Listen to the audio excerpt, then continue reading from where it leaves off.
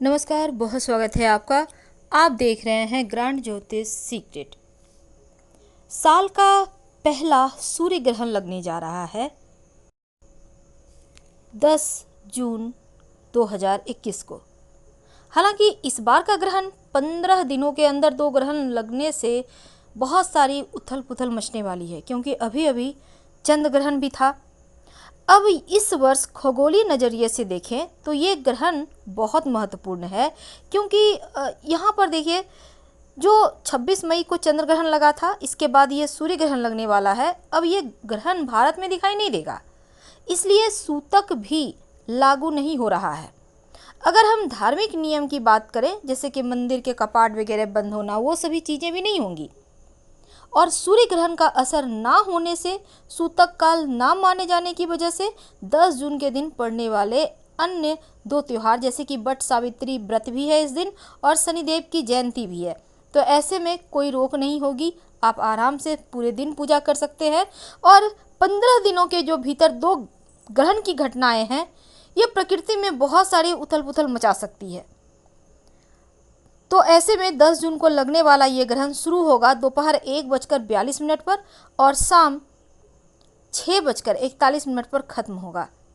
ये ग्रहण मुख्य रूप से उत्तर अमेरिका, यूरोप, एशिया आंशिक व यहाँ पर देखिए एशिया में आंशिक रूप से है, और उत्तरी कनाडा, ग्रीनलैंड, रूस में पूर्ण रूप से दिखाई देगा।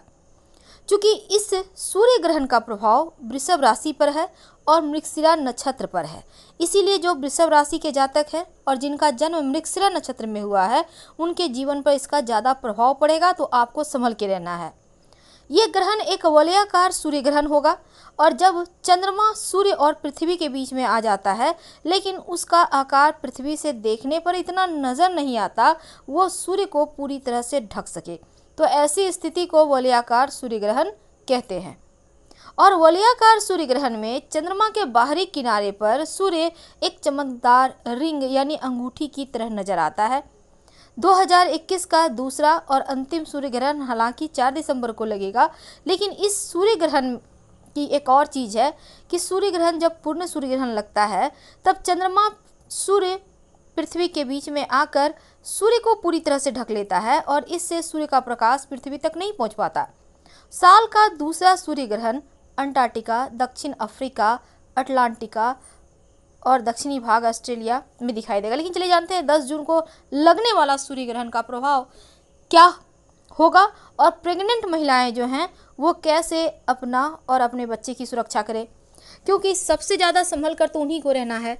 तो क्या क्या आप सावधानियां रखेंगी, कैसे आपको क्या करना है कि आप और आपके जो बच्चे हैं वो बहुत ही ज़्यादा सेफ रहें।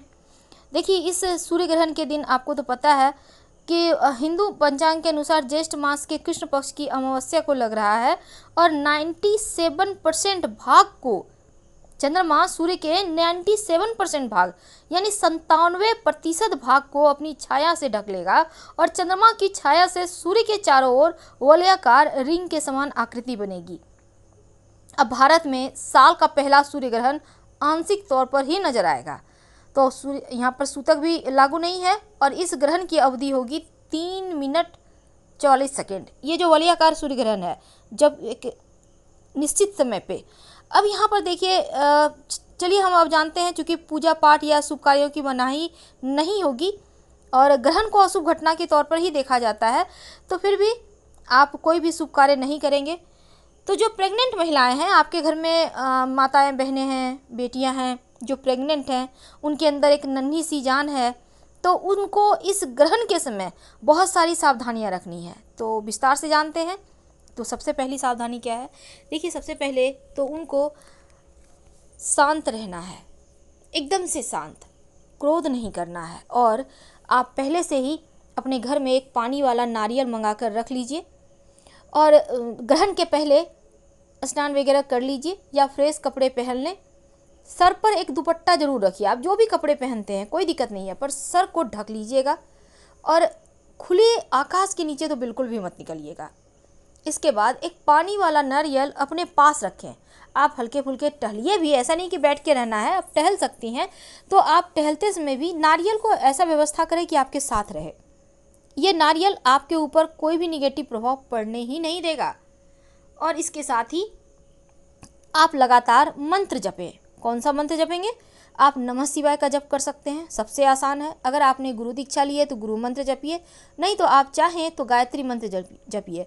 गायत्री मंत्र तो आपको पता होगा, ओम भूर्भुवः स्वः तत्सवितुर्वरेण्यं भर्गो देवस्य धीमहि धियो यो नः प्रचोदयात्। और गायत्री मंत्र जपने से आपके बच्चे भी बड़े बुद्धिमान होंगे। तो इसके बाद आप जो पानी वाला नारियल है उसको पास में रखना है। क्या क्या नहीं आपको करना चाहिए? देखिए, इस समय चूँकि प्रेग्नेंट महिलाओं को भूख भी जल्दी जल्दी लगती है, क्योंकि 2 आदमी का खाना खाना होता है। और साथ ही आपको खा सकती हैं, जूस पी सकती हैं, लेकिन काट नहीं सकती हैं फल। यानी कोई आपको फल काट के दे तो आप खा लीजिए, पर खुद से मत खाइएगा फल काट के। और दूसरी बात, आपको जैसे फ्रूट बहुत सारे लोग छिल के खाते हैं, तो आपको वो भी नहीं करना है, अलग नहीं करना है। कोई भी चीज़ आपको न जोड़ना है न तोड़ना है। अब जैसे सुई धागा, अब बहुत दिनों से कपड़े पड़े हैं, ग्रहण का समय है, कोई काम नहीं, चलो सिलाई कर लें, बिल्कुल भी नहीं, मत कीजिएगा। अब जैसे अलमीरे वगैरह में ताला चाबी बंद करना खोलना, आप अपने घर में ही ताला चाबी बंद कर रहे हैं खोल रहे हैं, किसी और से करवा लें, पर आप मत कीजिएगा, नहीं करना है, ये भी मना है। और साथ ही साथ ग्रहण के वक्त आपको मिट्टी नहीं कोड़ना है, गार्डनिंग नहीं करनी है, और खुले आकाश के नीचे तो बिल्कुल भी नहीं जाना है। इस समय नींद से मत सोइए, जहाँ तक संभव हो जगने का प्रयास करें।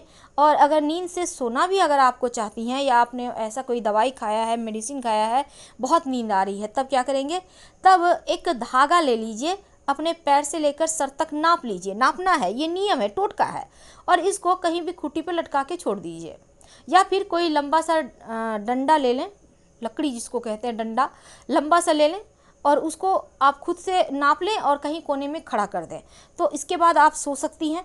लेकिन सब्जी काटना, फल काटना, कैंची से कुछ भी काटना, ये सभी चीज़ें भूल कर भी मत कीजिएगा।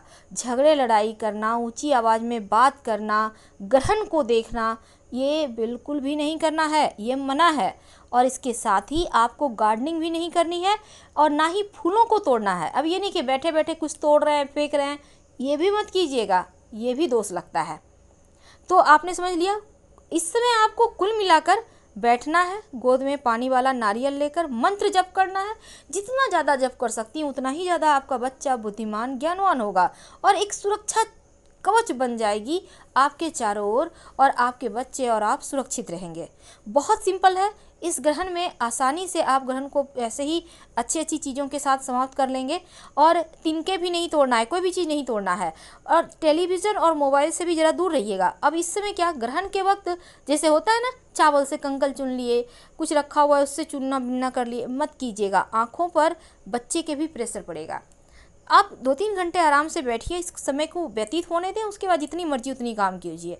तो हम आपसे विदा लेते हैं। जानकारी अच्छी लगे तब लाइक कर सब्सक्राइब कीजिएगा। हर हर महादेव, धन्यवाद।